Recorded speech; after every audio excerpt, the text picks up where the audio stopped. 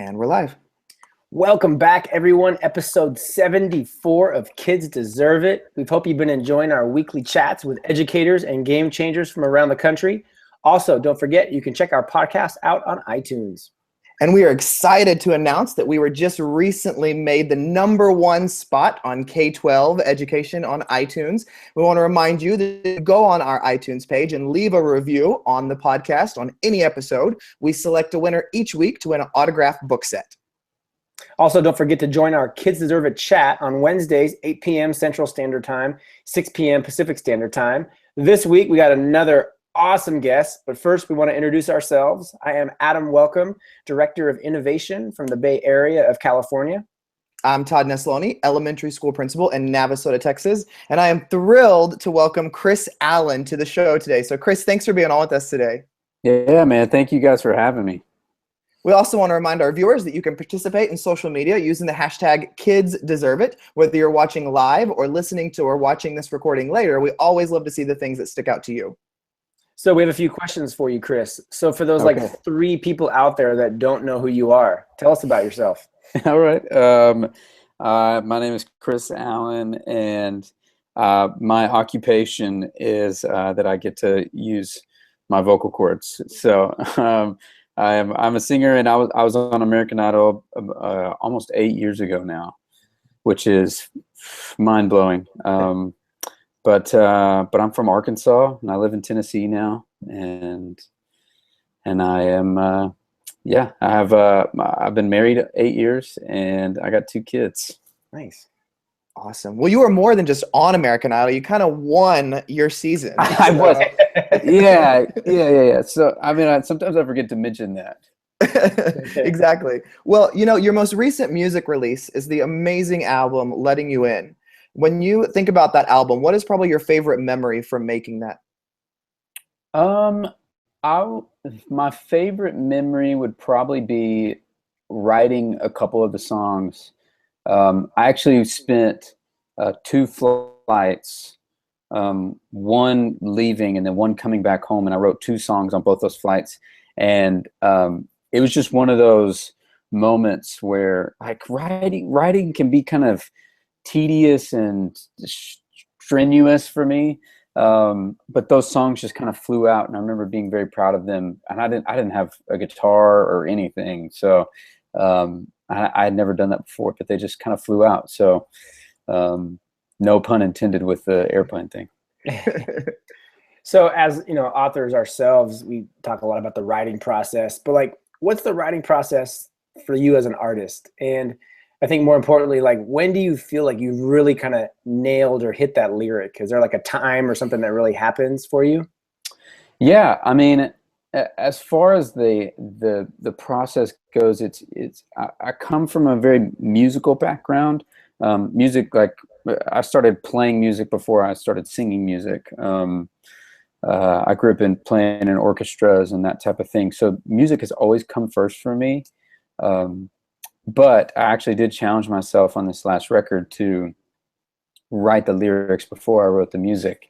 And it was funny how much easier it was to write music for lyrics than it was to write lyrics for music. So I did that for this record. And as far as lyrics go, I am really hard on lyrics.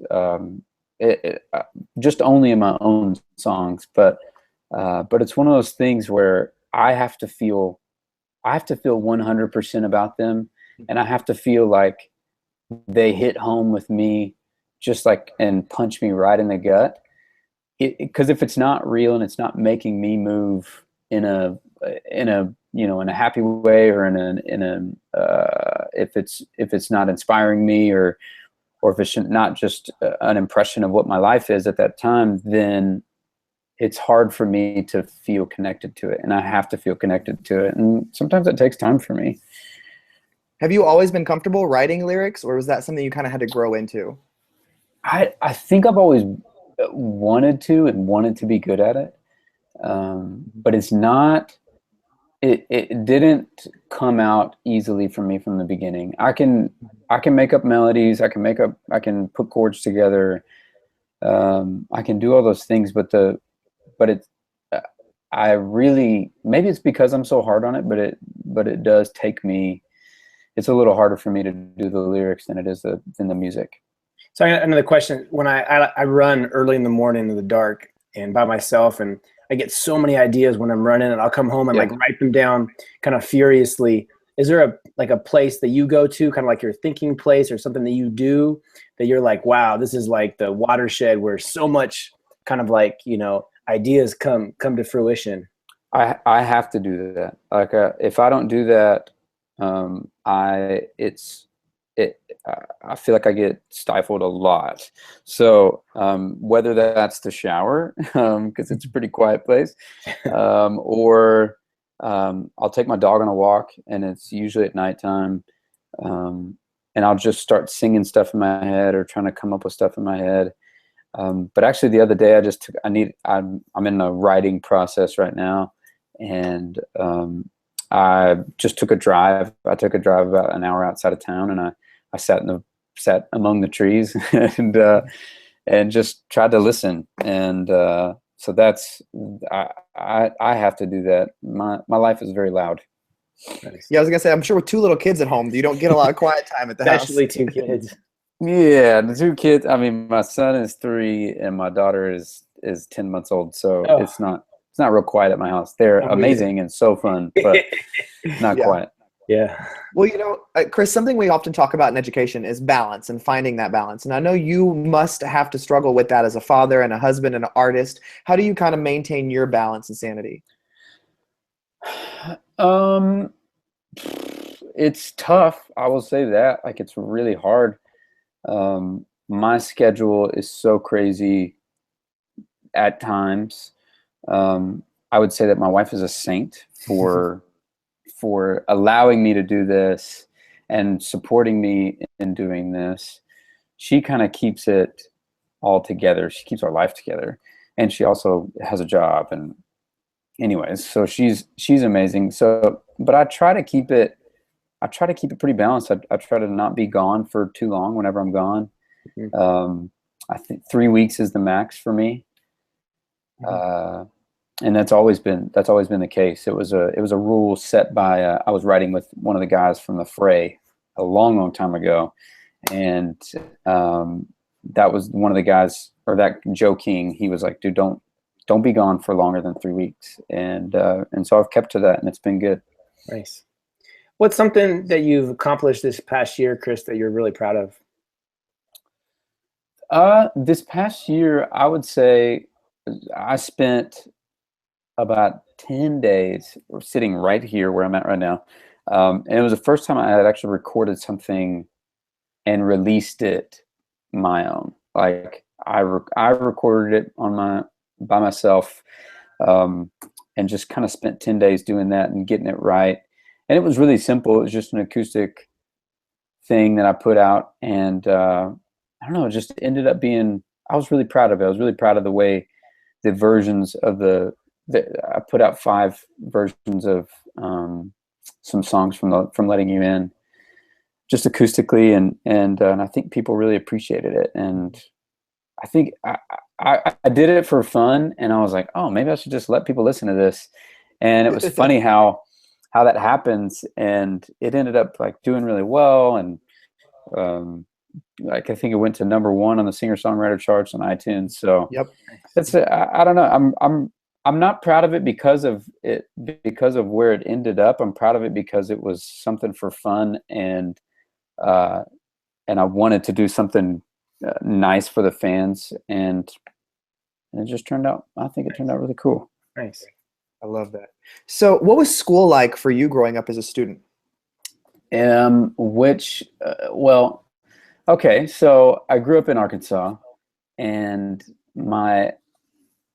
starting in 4th grade, my parents signed me up for this school that was about 40 minutes from my house, and we had a bus there, and it was this tag program, and they had a music program and all these things, and they thought I would do really well in it, and I did, but I didn't want to go because I was away from my friends and all these things. I stayed through it from elementary school to middle school to high school, and it worked for me. Like, I look back on my schooling, and I think I got really lucky. I was able to take a ton of AP courses because of this program. I was able to be in orchestras, take music theory in high school, and Wow. all these different things that I don't think a lot of people get to do. And it was because my parents, I think, really cared about my education and really cared about what I was doing with that. And it just turned out to be a great, I have so many friends still from high school that we keep in touch with all the time. And I think we had a special bond because none of us lived in the same place. We all kind of bust in from, on the outskirts of town. And I think it was a really special experience. Nice. Who is someone that made a big impact in your life? As like anybody, or an educator, or Anybody. anyone. I always point everything to my parents. My parents were really young. They had me when they were really young. We didn't have a lot growing up at all, but I think they saw something in me, and they saw something. My brother has a weird job too. I consider what I have to be a weird job. My brother is a cheerleader, and he coaches cheerleading, and so I think they saw different things in us, and they made sure that and they saw that we wanted to do those things, and they made sure that we excelled in those things, and they put us in programs for those different things. Whether it be orchestra, or my brother was the only guy cheerleader on the high school squad. He's a gymnast, and I don't know, like I don't think every parent would do that. Mm-hmm. Have the faith that, oh, this is okay. Like, you don't have to be a doctor, you don't have to be a lawyer, but you can be really successful at what you're doing. And they've always supported that. So I always appreciate my parents for that. Nice. Great. So, Kris, we all have those days that are rough, that we don't want to get out of bed. When you have kind of those days, those moments, what do you kind of do to kick your butt into gear? I usually do some sort of exercise, whether it be like, I'm not very good at yoga, but I'll do some yoga. Or there's this, I go about a half a mile down the road. I'll run down there, and there's this little like workout spot. It's got some pull-ups and things like that. So I'll go do that and then come back home, and it usually kind of jump starts me. Awesome. All right, Kris. Every week, we'd like our guests to leave a challenge for our viewers. What is your challenge for the week? All right. So my challenge is, so I really enjoyed it when my teachers when my teachers would open up to me, and maybe I'd find out something about them that I usually wouldn't know. So my challenge is that you tell your kids something about yourself that maybe is a little quirky or funny, or just a personal thing that you wouldn't usually tell them. I think that's awesome. Well, Kris, thank you so much for giving us some of your time. Like I said, I know you're busy. I know you've got a family to take care of too. So we really appreciate you coming on our show this week. Yeah, thank you guys so much for having me. And we want to thank everybody for watching and listening. Remember that you can tweet us using the hashtag #KidsDeserveIt. We also encourage you to go on iTunes and leave a review so you can win an autographed book set. Make sure to include your Twitter handle so we can contact you about your prize. Join our Twitter chats on Wednesday, and make sure you check out our next guest, Dove Award-winning music video producer, Joel Banta. Thanks again, everybody, and have a great evening. Thanks, everyone.